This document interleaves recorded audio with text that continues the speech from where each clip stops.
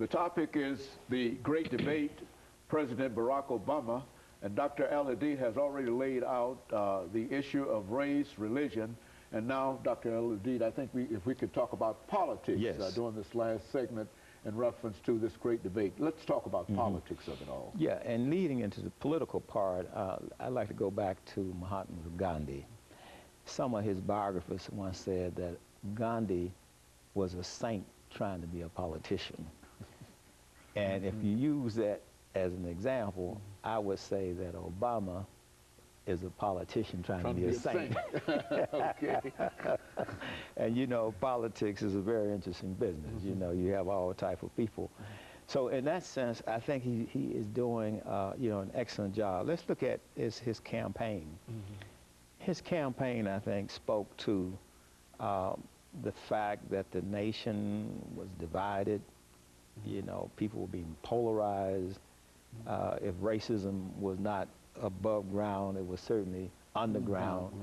And, you know, you had people of religion and getting involved, and it just, America was just becoming so divided. So he was able to come along using pretty much some of Dr. King's language of unity. You know, Dr. King said he had a dream that was deeply rooted in the American dream, that we hold these truths to be self-evident.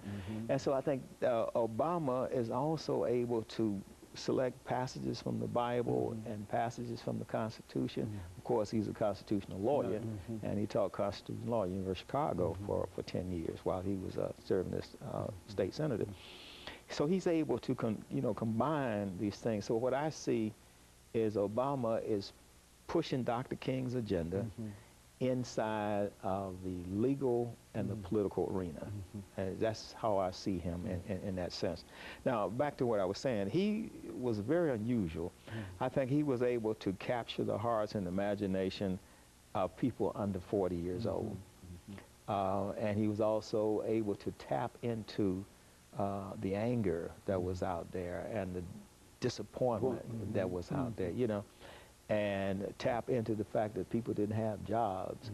And so the economy that we were left with from the Bush administration, of course, Bush is now trying to tell historians how to write his narrative based on this new book he has. I got called Decision Points. Oh, yeah. He's just giving the historians some markers, but I think historians should step back and be very independent as they write this history about Bush. But basically, Obama inherited an economy that was in free fall. A lot of people said, well, why did he come with the stimulus package and why did he bail out the banks?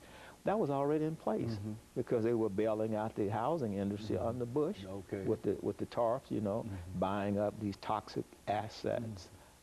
Paulson was recommending that. So basically he was continuing a type of Keynesian economics to keep the economy from going into a global depression. So he had to stop the depression before he could deal with the base issues. Now I think he's in a situation at midterm, he's done 2 years, where he's going to have to focus on the core issues, which is the economy and jobs. He felt that getting healthcare reform was very important, and I salute him for that. And he somehow connected healthcare reform with getting the economy in place, you know. So now, if he's going to be reelected, he is going to have to drive down the unemployment, which is at about 10% now, drive down the recession. White America's in recession, black America's in a depression.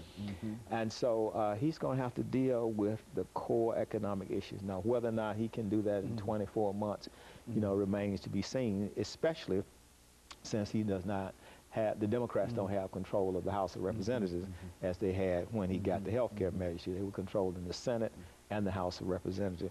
So he's pretty much in the same kind of situation that Bill Clinton was in, with an agenda to improve the quality of life for the average American, improve the quality of life for the American middle class, but not having control of the House of Representatives. Bill Clinton didn't have control of the Senate or the House. Now Obama barely has control of the Senate. So we're now starting to see that he is human. You know, when he was running for president, people thought that he was the Messiah. Okay. You know, like he was could walk on water. You know, but at that time he was a poet, and now that he's having to govern, it's a whole different story. It's one thing to campaign and get elected, and it's a totally different animal to deal with getting people to go along with you, making the compromise. You know, politics is the art of the possible. So being a pragmatic idealist, I think that President Obama will be able to at least try to get people to cooperate, because now if, you know, if the Republicans think that this bumper crop of new elected officials came because people were voting Republican. No, people were voting because they were fed up with government they wanted not getting them jobs. Improvements in terms of jobs, right. et cetera. And they didn't feel they're going to sit on their hands in reference to whether or not people get jobs. Yeah, it was not a mandate for the Republican Party. Right. It was a mandate for government. That's right. To get the job done. And I think the same independents that voted for Obama and the moderates swung to the Republican side as an alternative. Now, the maverick in the whole equation, of course, is the Tea Party. And I see the Tea Party as a third stream, pretty much tapping into the same energy that Obama tapped into when he got elected. And they're starting to see that, yeah, there's some anger out here that we can tap into. People are dissatisfied for various reasons. But you see, we have to make sure that we're not getting into demagoguery, you know, because you know, you always have demagogues who can get people fired up and riled up and that type of thing. So now those people who are in the House of Representatives, they're going to really have to cooperate with President Obama, work with him, I mean, because if they continue to be known as the party of no, then they're going to be kicked out in 2 years. That's right. You know, you can only get elected for 2 years in the House of Representatives. And especially when you talk about the economy and jobs and et cetera, and then I think one of the great issues now is to whether or not to extend the unemployment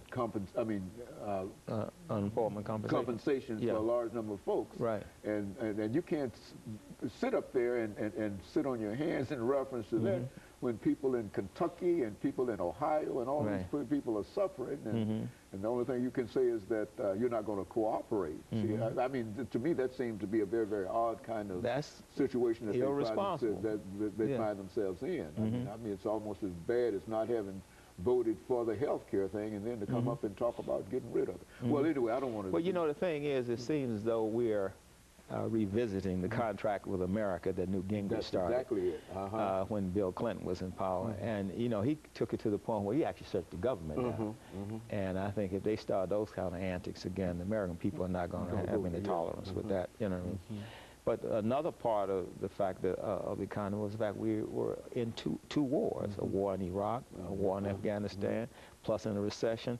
So I think Obama is very wise to say, well, let's bring the troops home so we can save some money. It's costing us a lot of money to finance 2 wars. I can't ever remember a time when America was engaged in 2 wars. Major wars. Yeah, major wars, you know what I mean? And even though we have support from NATO and so forth, still, I mean, it's drained a lot of money out of our economy, plus the loss of lives of young people. And then the soldiers who go there and sacrifice when they come back home, they're losing their homes. They don't have a job. Some of them have serious emotional problems, getting divorces. So the kind of toll that it takes on the American family and homes, I mean, it's, you ask the question, is all that worth it, you know? Very good. And of course, Dr. L.D., we've got about a minute, 25 seconds before we end this show for today. And have you got any final statements that you'd like to leave us with dealing with the great debate in reference to President Obama? Well, I think President Obama is going to be obviously the man of the hour. He has a Nobel Peace Prize. He's the first African-American president of the United States. He has a vision that continues Dr. King's vision.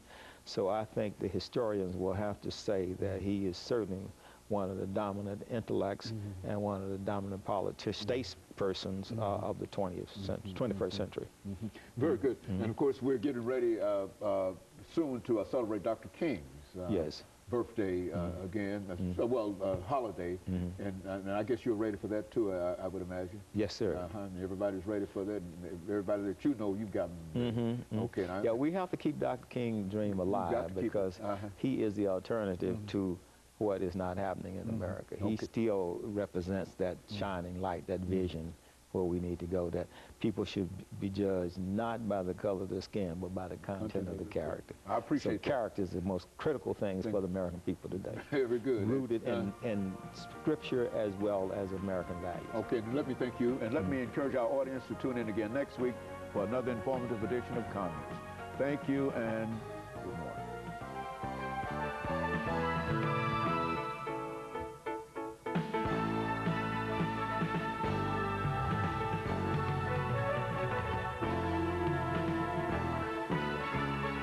Weather and traffic.